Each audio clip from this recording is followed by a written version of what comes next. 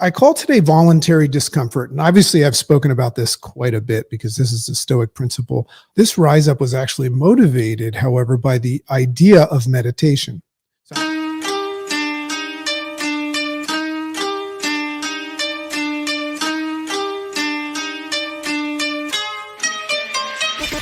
Great morning, world! Welcome to the Rise Up with Dragon podcast with your host, Dragon!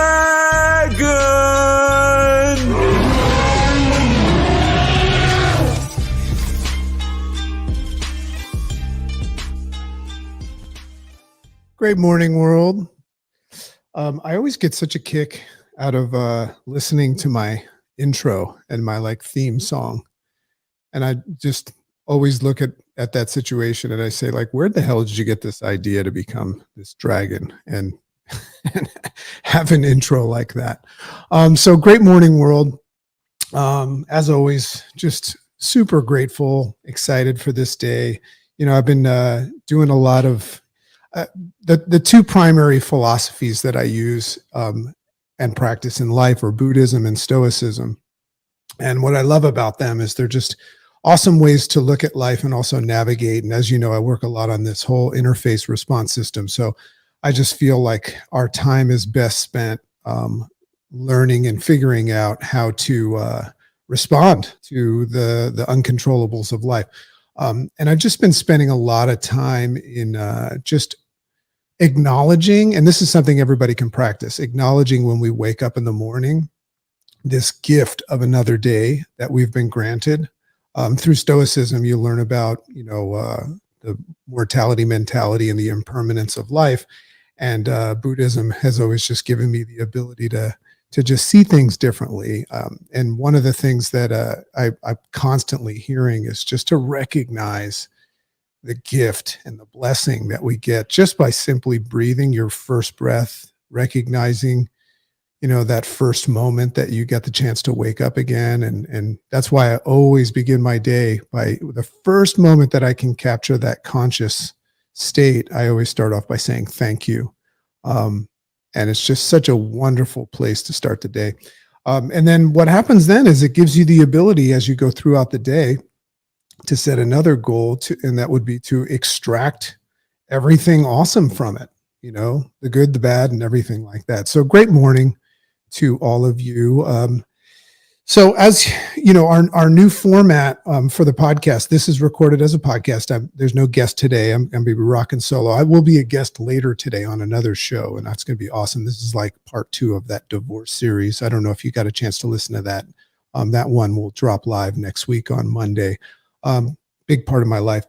But the new format is that I'm recording this podcast, which will get edited by our team. Had big thanks and gratitude to Claire and Lemuel for that, the team of the Dragon.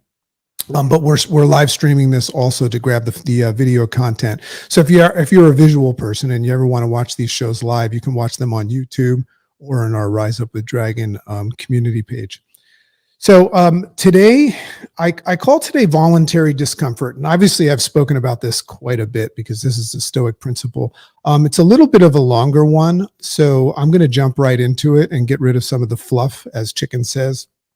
But once again, how this fits into everything that I'm attempting to offer people is it's just another insight and a series of tools to use in this interface response system, this idea of controlling the controllables and controlling that which you actually are in control of, and that's your response to things, not the things. So this is voluntary discomfort. So always fascinated with this practice as I consider my philosophy of life and practice is Stoicism. Now, what's interesting is my philosophy acknowledges Buddhism, but I don't practice Buddhism because if you look into Buddhism, practicing it is like heavy duty. We meditate, we have incense and Buddha and we learn, and I've read every book on it, but do I practice it? Do I sit there for 8 hours at a time, Indian style? No. But I do practice Stoicism on a regular basis, and that is the practice of how I respond to things. So this rise up, this is fascinating. And this is a little bit of an insight to give you for the day. This rise up was actually motivated, however, by the idea of meditation. So I'm talking about voluntary discomfort, but it was motivated and triggered by the idea of meditation. So I'm reading a book right now called Peace is Every Step. So I read a book every week. And the book that I'm reading this week, I just finished another book by Annika Harris called Consciousness. It's just awesome. Or Conscious, I think it's called. Anyway, so I'm reading Peace is Every Step by the amazing Thich Nhat Hanh. And, you know, he basically talks about stepping away from whatever we're doing.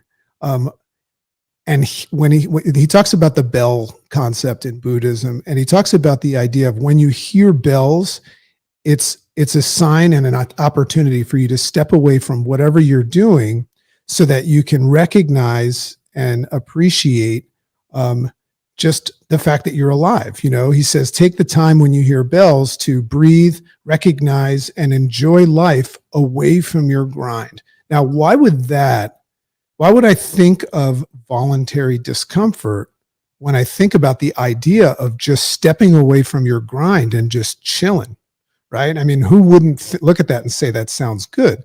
But it makes sense why somebody would want to do that. But I also noticed how this practice can also be perceived as an inconvenience and an uncomfortable thing for the workaholic, or even for the non-workaholic, but the individual that's in a season of grinding and going after their dreams. So think about what I mean. What I'm saying is if you're like in the hunt and you're going after life, which is a good thing, right? We always talk about, we got to do the work and all that stuff. But then all of a sudden you are approached with this idea of stepping away from it to like meditate. You can look at that as a voluntary discomfort, meaning it's uncomfortable to do that because you're stepping away from something, right? So it's inconvenient and uncomfortable to step away from one activity, especially one that's not like typically something you follow through with, but stepping away from one activity to do another because it potentially threatens to dampen your flow or momentum. So I was thinking about that. I was thinking about some things that I have to practice and voluntarily do that are a little bit of an inconvenience as I'm in the hunt for success. So that the reason why I want to share that with you today is just take a look at this idea of going after things and all that's entailed. You know, I always just take joy in the fact that, you know, the universe and God has made everything, you know, so damn difficult to execute to get what we want, but so easy to execute to get the things that we don't want. So I just found that fascinating, and it just motivated me to sit down for 20, 30 minutes and write this rise up. So more so, then I saw how spending, this is another correlation that I think will hit home for people. I also saw how spending time with our loved ones in this light could also be perceived in the same way, which is why it's exactly why it needs to be practiced. So think about that for a second. Think about the person that is like fully engaged in going after something, whether you're getting healthy, writing a book, or going after your financial security, starting a new job and all that stuff. And then all of a sudden, your loved one, your partner, your kids, your mom, your dad needs you. And then you'll look and say, shit, it's bad timing for that, right? And we know that's not good, but you also know what I'm saying. So that's another form of voluntary discomfort, because you know that you're supposed to go do something. It's the right thing to do because it's attached to your highest values and the things that matter most. It's inconvenient, but you know you should do it. Therefore, you voluntarily put yourself in that discomfort. And the fact that it's even looked at as uncomfortable, which very few people would admit to, I think it's pretty cool to look at, because that's part of this interface response system. So let's put it in terms of the IRS, right? So let's say we're going about our day, and it's not somebody that comes up and gives you shit that you have to deal with, or a big bill or anything like that. It's somebody that you love that asks you for a favor during a time where you are favorless, right? You don't have time for favors. So you would go do that and voluntarily put yourself in an uncomfortable position And what I can tell you is when, just like anything else, if you become habitual around that, then all of a sudden you'll become a better lover, a better father, a better friend, a better coach. So let's talk about the value of choosing voluntary discomfort. So the idea behind this is that learning to go without and get comfortable, right? Learning to go without and get comfortable with the absence of comforts and pleasures, the value of that is you will not be shaken by the loss of that one day in the future. So an example of that would be like to take an ice bath and not worry when your hot water runs out one day, right? Experience living below your means financially and not struggle or worry about running out of money. I can tell you that's a big one for me. Money is just a funny thing because, I've got more money than I need right now. And it's ironic that at the time of my biggest financial security and structure, we've actually become minimalists. We actually practice pretending that we don't have money by just getting rid of anything that doesn't matter. So when people come to visit us, a lot of my colleagues that are in my position in my company and what I do have these things that just right out in the open show that they have a lot of money. But if you come spend some time with Chicken and Dragon, you'll notice that you'll say, you guys have money? And so that's just an irony that we're seeing. Because I always thought when I had a lot of money, I would go out and get a lot of things. So experiencing living below your means financially, becoming a minimalist actually gets rid of this fear of losing everything. Like, we can go without. I love looking at Chicken and say, hey, if we have to go out in the streets and sleep in a tent, we'll be fine because we have each other. So this was a practice, this idea of voluntary discomfort. It was a practice that originated with the great Stoics, and many perceived the great Stoics as masochists, that didn't allow themselves joy. When you see someone like Tony Robbins or Jesse Itzler or any of these personal growth guys taking like ice baths or fasting and stuff like that, they're practicing stuff that the Stoics did. It doesn't mean that they're masochists. They're actually working on building discipline. So you'll notice that in my 15 days of discipline, when it launches, that whole course, a massive part of building discipline is actually learning to go without things. Now, what would you go without in the attempt to build discipline? Well, I can tell you right now, I'm on day 26 of this hard 75 thing, and I haven't had a sip of alcohol, which I enjoy. I enjoy a little glass of wine, a little libation. I haven't had a sip of alcohol in 26 days. So I'm going without that. And I don't really feel like I'm missing it now, right?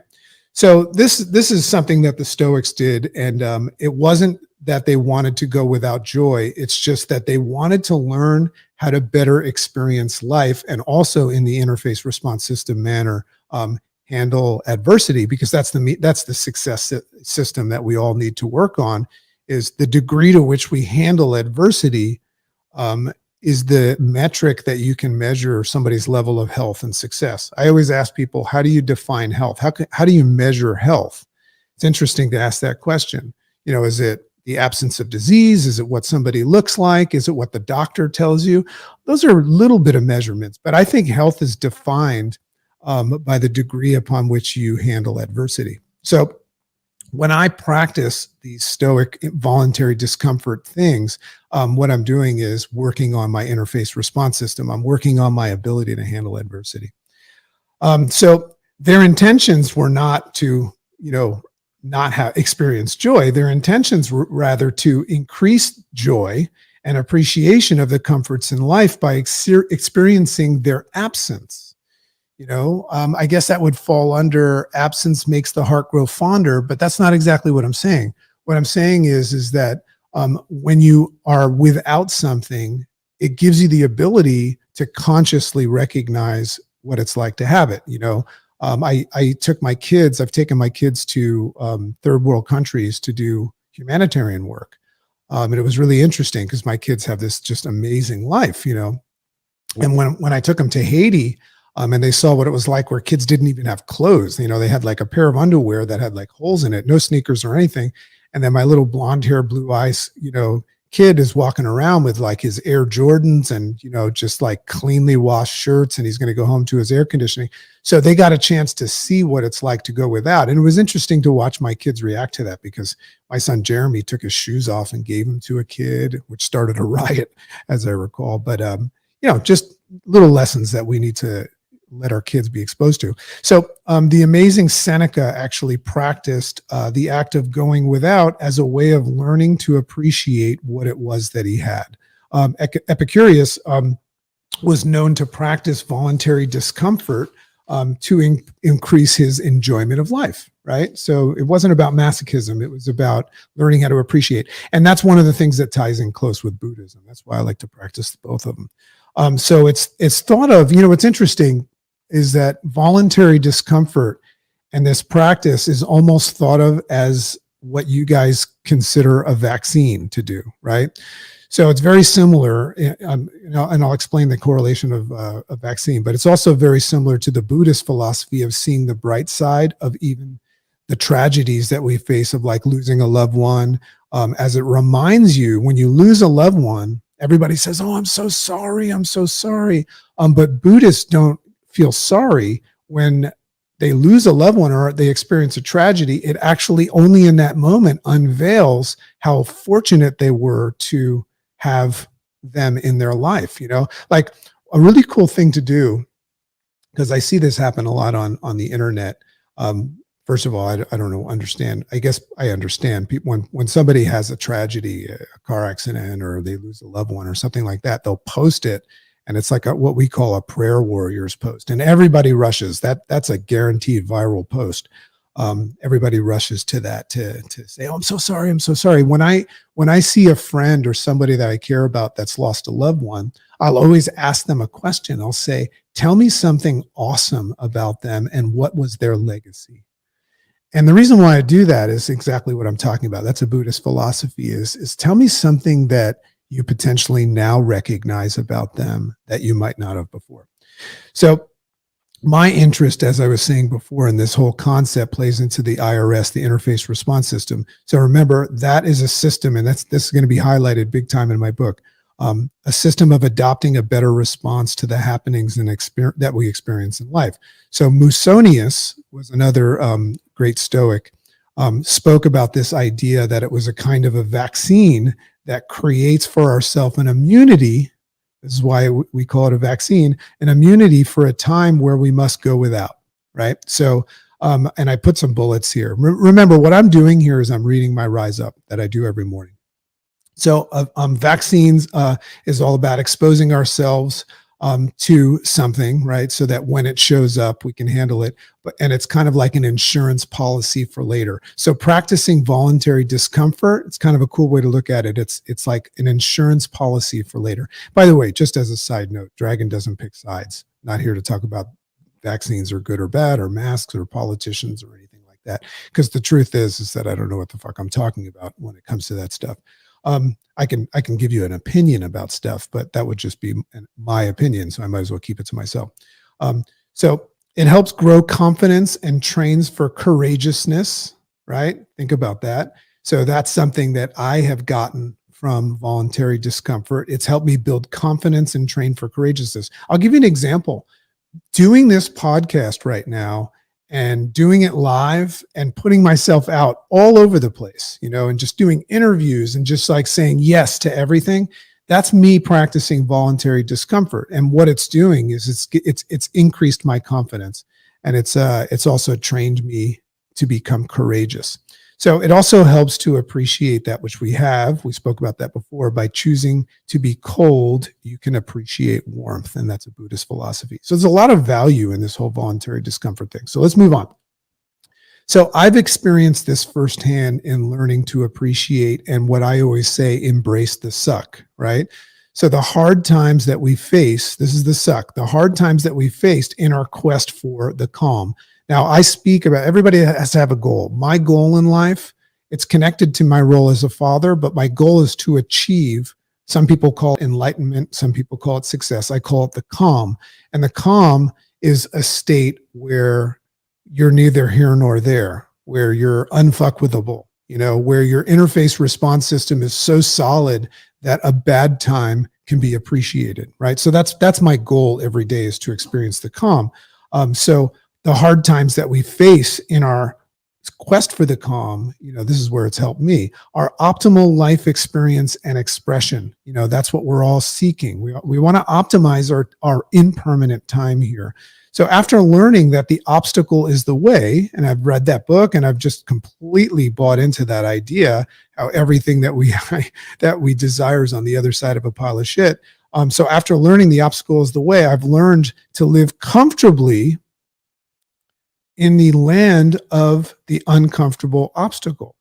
So interesting to reorganize your goals today and say, part of my goal, part of my win of the day is I'm going to live in the uncomfortable, and my goal is to become more comfortable within the land of the uncomfortable obstacle, or as some people would refer to it as Suckville. So in fact, the Stoics actually looked favorably on unhappiness. Think about this for a second. Write down the word unhappiness if you're so inclined and not driving. They said that by gaining unhappiness, you're actually gaining that which is necessary to gaining happiness. Gaining unhappiness grants you the ability to gain and even perceive happiness. So my question would be, how the hell would you even know what happiness was if you didn't know what unhappiness was? So you see how happiness can't exist without unhappiness. As a matter of fact, anything can't exist without the un of it. So this all of a sudden helps us look at this idea of voluntary discomfort. Discomfort is the opposite of comfort. How would you know what comfort is if not for the dis of it, right? So this all of a sudden helps us see that that is just as important. In fact, that what it is that you claim you seek today doesn't exist. As if it was a recipe, it doesn't exist without a main ingredient of its opposite. So you start to learn that, like, that's what they mean by the obstacle is the way, right? There would be no way without obstacles. How would you know that you were on your way somewhere if you never had to work to get there? Maybe you're already there, So we refer to, and by the way, whenever I talk about this stuff, and this is one of the values of the Clubhouse room, which I hope one day grows into a big thing, but I love to hear from people if any of this shit makes sense, because that's my goal. Because what I really selfishly look to do is arm you guys with stuff so you can have a better day. So we refer to this today, this idea of gaining unhappiness to have happiness. We refer to this today as doing the hard work and acknowledging that success is inconvenient, or you've also been taught to take your bumps along the way. But I think that in society, we're moving towards this place where we're saying, well, I don't want to have to struggle. So mentors, and I'm one, we have a tendency of teaching our children or our students or our clients to avoid obstacles that we went through and hypothetically help them streamline their experience from point A to point B.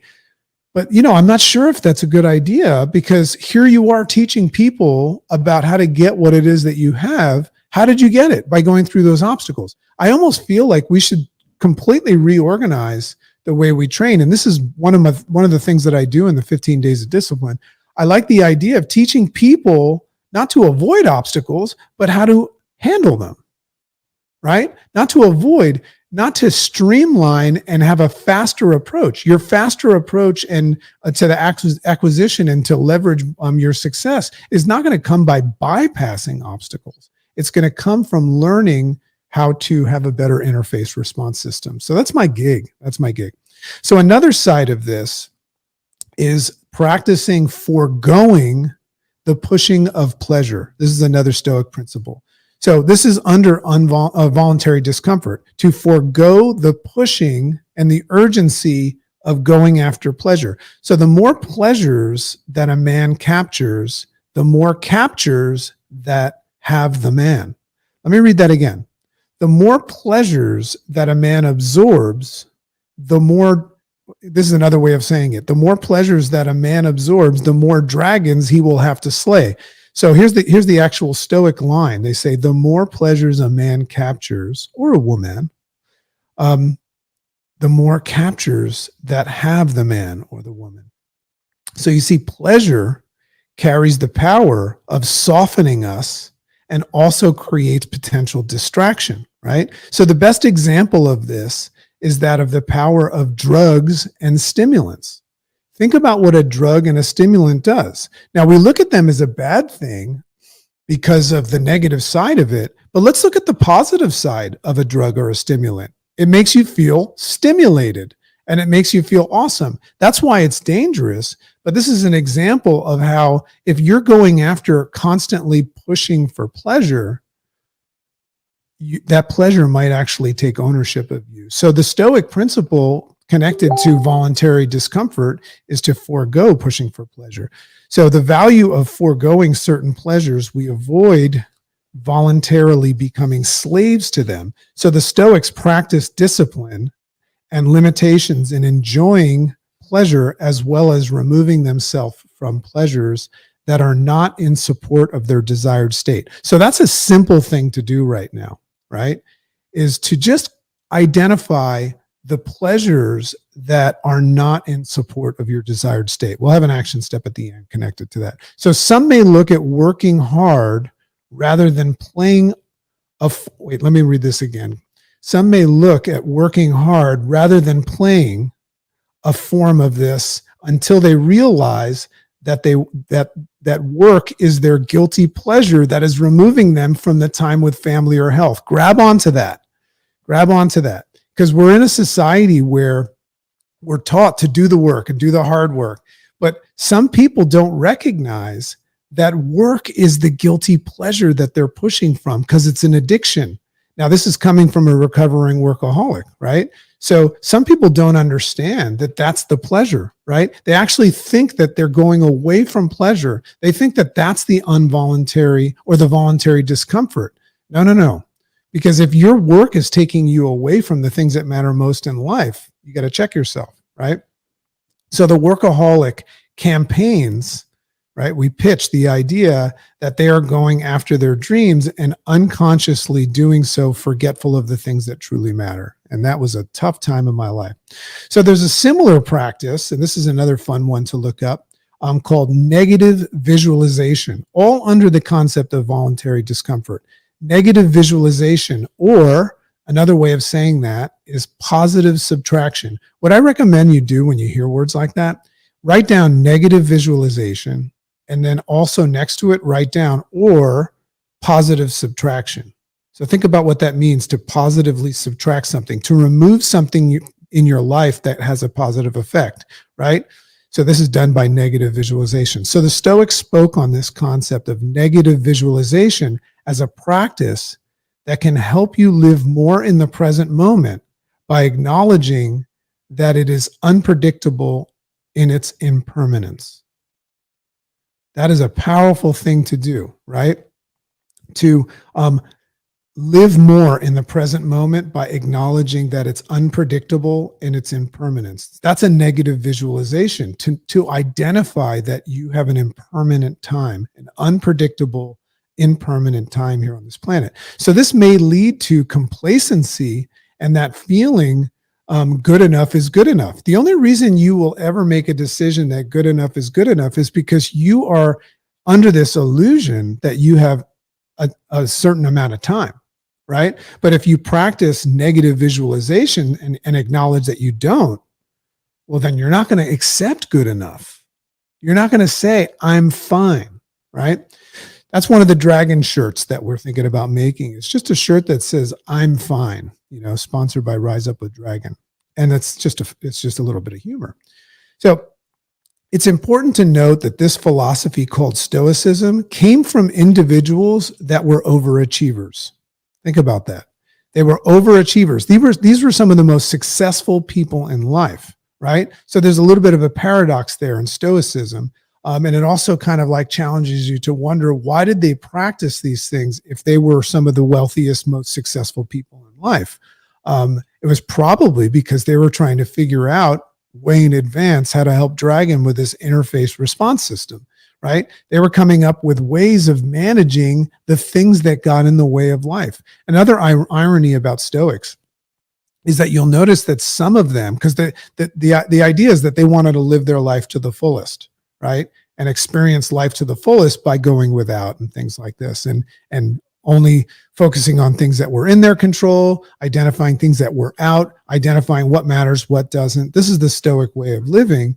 But it's ironic because I think 3 of them in history were known to have taken their own life, which doesn't make much sense. To live your life to the fullest, why would you take your own life? And the books say that the reason why they did that is because they identified that they no longer had the health or ability to enjoy life.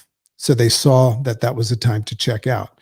So not a message to anybody listening that's having an unstable time, just a thought, just a thought. And once again, I'm not saying I agree with any of this stuff. What I'm interested in is practicing a better way of responding to life.